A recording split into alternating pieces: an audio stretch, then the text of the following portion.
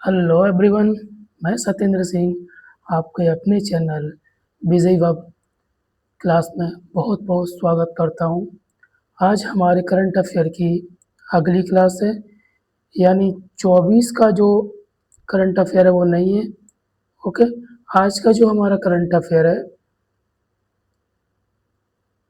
वो है 25 अगस्त का। ओके,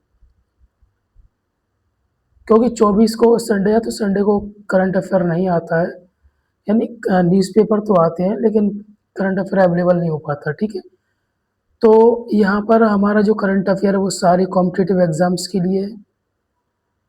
ठीक है, और यहाँ पर डेली करंट अफेयर है और सारे कॉम्पिटिटिव एग्जाम्स मीन्स सारे के सारे, यहाँ पर हम सारे के सारे कॉम्पिटिटिव एग्जाम्स की क्लास के लिए ये क्लास हम ले सकते हैं।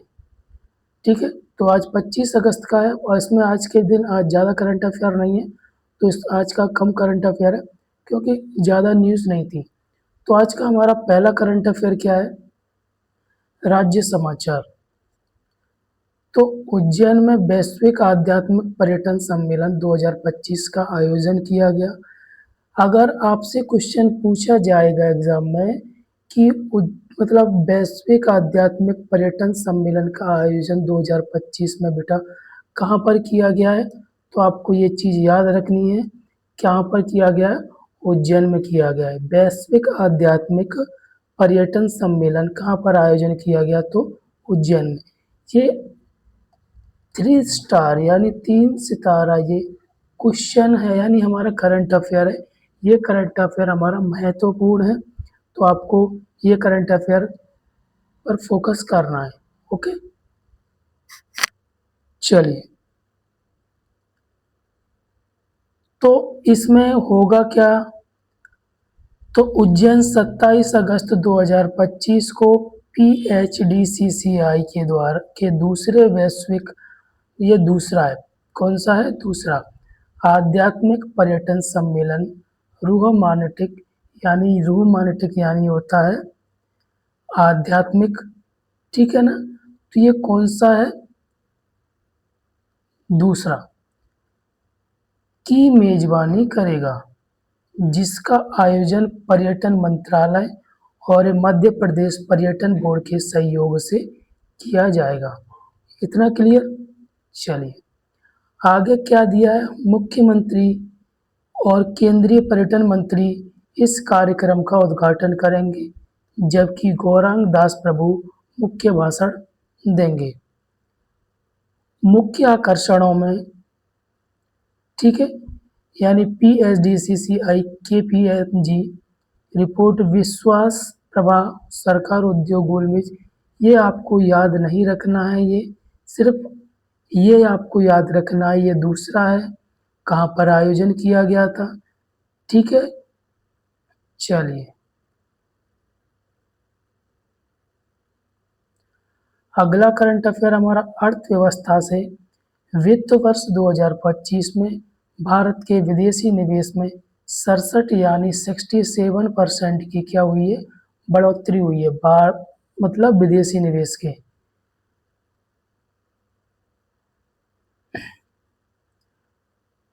वित्त वर्ष 2024-25 में भारत के विदेशी निवेश परिदृश्य में नाटकीय बदलाव देखने को मिला, जहां भारतीय कंपनियों के विदेशी निवेश में 67.74% की तेज वृद्धि दर्ज हुई है। यह निवेश पिछले वर्ष इतना था, अब यह बढ़कर कितना हो गया है? इतना।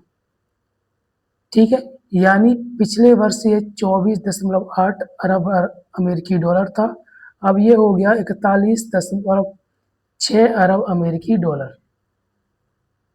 ठीक है, EY की नवीनतम रिपोर्ट यानी India abroad negative the global landscape for overseas investment 2025 के अनुसार यह जो उछाल आया है उसमें क्या क्या, जिसे पर्यावरण सामाजिक प्रशासनिक सिद्धांतों गिफ्ट सिटी सुधार के वैश्विक पुनर्लेखन के संगम का परिणाम है। ठीक है, ये था हमारा करंट अफेयर। ये इसको हम आप 1 स्टार दीजिए, क्योंकि ज़रूरी नहीं है ये क्वेश्चन आपसे पूछा जाए, ठीक है। 1 स्टार का मतलब है आपको इसको पढ़ना है लेकिन फोकस कम करना है। अगला जो करंट अफेयर है वो है खेल से संबंधित। ऐश्वर्य तोमर ने ऐश्वर्य प्रताप तोमर ने एशियाई निशानेबाजी 2025 में स्वर्ण पदक जीता है, ठीक है। भारतीय निशानेबाज ऐश्वर्य प्रताप सिंह तोमर ने कजाकिस्तान में शिमकेंट में आयोजित 16वें एशियाई शूटिंग चैंपियनशिप में पुरुषों की 50 मीटर राइफल 3 पोजीशन स्पर्धा में स्वर्ण पदक जीतकर शानदार प्रदर्शन किया है, ठीक है। अगर हम इनकी बात करें तो इनका संबंध मध्य प्रदेश से है, मतलब इनका जो जन्म है वो 3 फरवरी 2001 को हुआ। ये मध्य प्रदेश के खरगोन जिले के रतनपुर गांव से संबंधित हैं, ठीक है।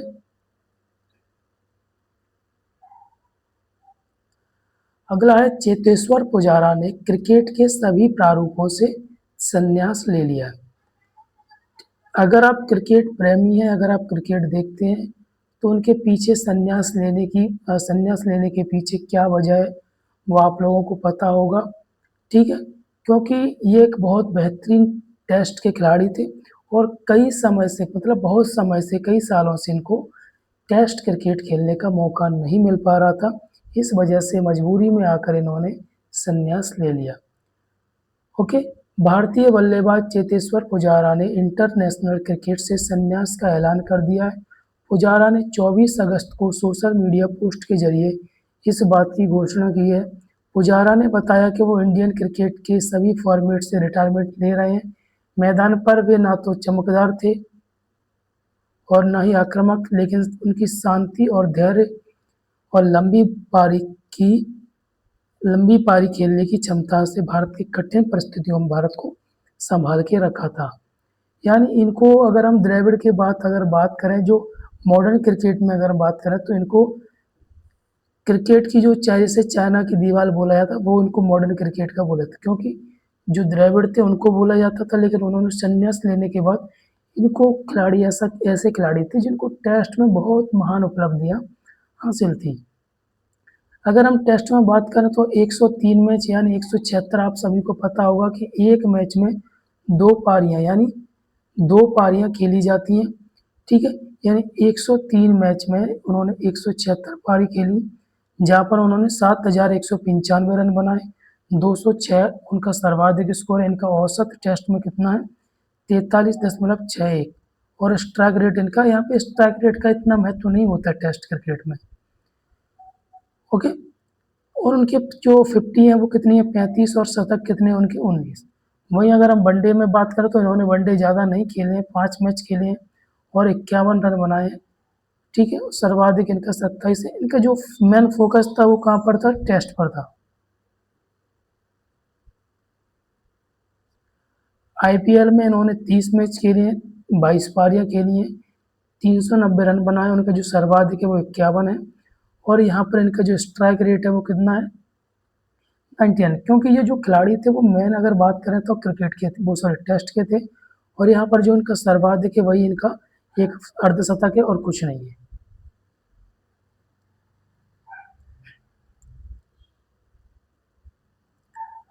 अब ये वन लाइनर पे हम बात करें तो 25 अगस्त के वन लाइनर क्वेश्चन है, ठीक है। एशिया प्रशांत प्रसारण विकास संस्थान यानी AIBD के कार्यकारी बोर्ड के अध्यक्ष के रूप में किसे चुना गया है? भारत को चुना गया है, ठीक है। भारत के सबसे बड़े सेमीकंडक्टर और इलेक्ट्रॉनिक्स शोकेस सेमीकॉन इंडिया 2025 के 34 संस्करण का उद्घाटन कहाँ किया जाएगा? तो नई दिल्ली में। दूसरा राष्ट्रीय अंतरिक्ष दिवस निम्न में से किस दिन मनाया जाता है? 23 अगस्त को। भारतीय विज्ञान एजेंसी AAI ने किसे अपना अध्यक्ष नियुक्त किया है? तो श्रीनिवासन के स्वामी को। हाल ही में भारतीय रिजर्व बैंक द्वारा मौद्रिक नीति समिति का पदेन सदस्य किसे चुना है? तो इंद्रनील भट्टाचार्य को। अगला है, भारत में अमेरिकी राजदूत और दक्षिण मध्य एशिया के विशेष दूत किसे नियुक्त किया गया? तो सर्जियो गोर को। विश्व प्रतिस्पर्धात्मक सूचकांक 2025 में भारत का कौन सा स्थान है? 41वां। भारतीय मुक्केबाजी संघ महासंघ का अध्यक्ष निम्न में से किसे चुना गया? तो अजय सिंह को। चेतेश्वर पुजारा किस खेल से संबंधित? तो क्रिकेट से। उप राष्ट्रीय सुरक्षा सलाहकार किसे नियुक्त किया है? अनीस दयाल सिंह को। तो ये हमारे वन लाइनर है और वो हमारा कॉन्सेप्ट वाइज था, तो इतना ही करंट अफेयर आज का मैं मिला था जो मैं आप लोगों के सामने लेकर आया था।